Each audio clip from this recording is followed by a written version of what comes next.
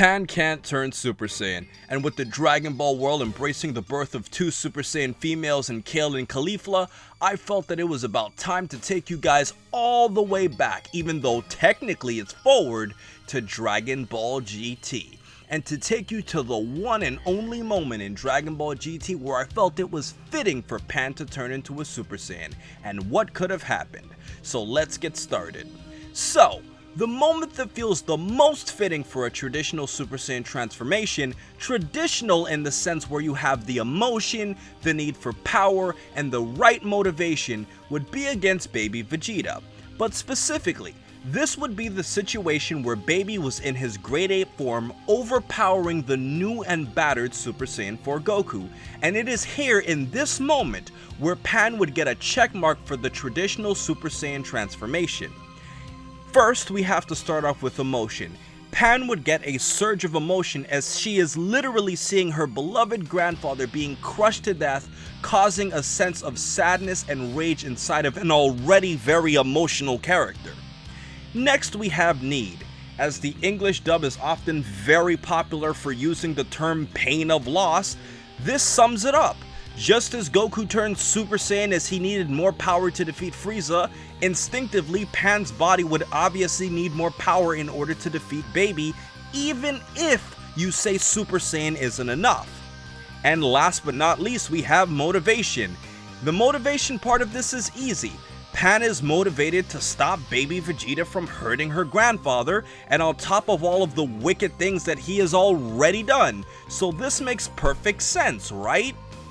But now that we got all of that out of the way, let's now turn this video into a what if scenario. Story-wise and power-wise, what could Pan have done?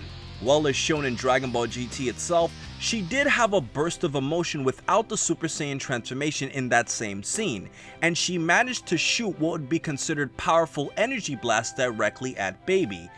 The problem is, not being a Super Saiyan 4 or having the necessary strength, Pan simply could not have done much with her power even if she did turn into a Super Saiyan. But as Dragon Ball GT has overrated Pan at various points of the series, the best the story could have done in this scene is to show her knocking down Baby for at least a brief second and to invite Pan into the Super Saiyan Club. Now, later on when everybody else gets back to their senses after the sacred water purified them, they would all get together to power up Goku to finally take Baby down.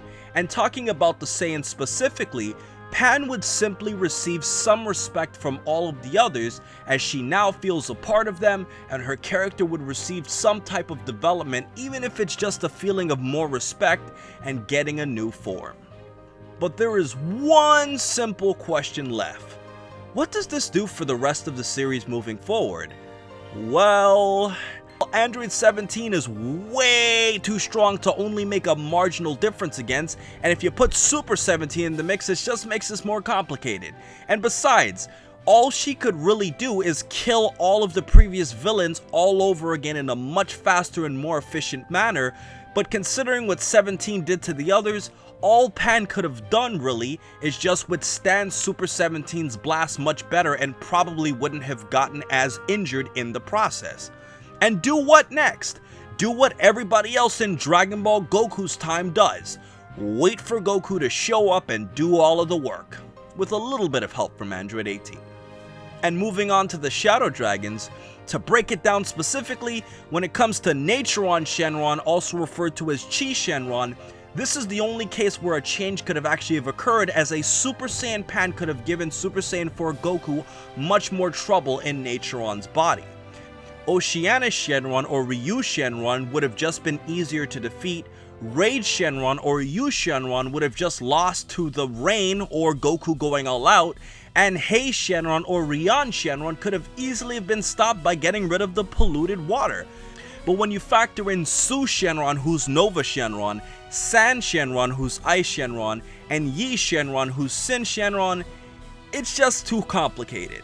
And when it comes to these three, as we've said before, nobody besides Super Saiyan 4 Goku and Vegeta is even in the same realm as these final three dragons, which says that at this point in the series, Pan would just be reduced to a side character like everybody else was in Dragon Ball GT. give your energy to Goku, and stall when you need to. And as I said before, being a Super Saiyan really doesn't change the grand scheme of the plot. Let Goku and Vegeta do their thing, stand out of their way, and you win. Also, being a Super Saiyan would have absolutely no effect on a hero's legacy unless a super old Pan can teach Goku Jr. how to transform, or in the 100 years that passed that we assumed was peaceful and we had no clue about, she somehow helped defeat some hidden villains that we didn't know about in those years of peace that may have attacked Earth. And that's pretty much it. So, ultimately guys, these have been my videos for today. The first half discusses when I think she should have turned into a Super Saiyan, and the next discusses how it would have affected GT.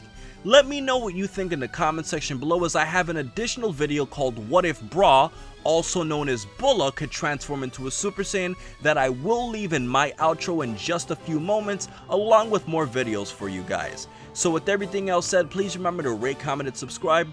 And remember, as I always say, to have a great day guys, and don't forget to enable notifications so you always get notified when I upload by clicking that magic bell. And thank you so much for all of your support.